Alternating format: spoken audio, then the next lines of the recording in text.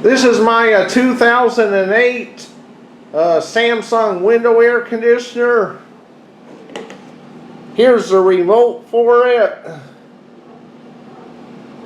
Has timer, temperature adjustments, fan speed, e-saver, which I always keep the e-saver on because that way the fan shuts off with the compressor and kind of saves on electric bill, but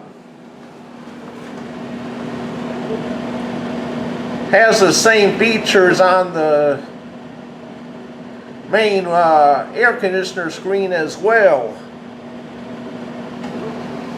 Here's the information to it.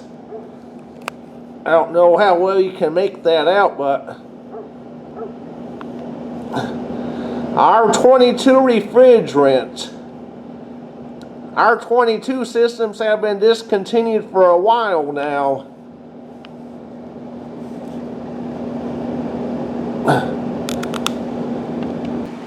Pretty good air conditioner, keeps a large portion of my house nice and cool. Here's the outside portion of the air conditioner.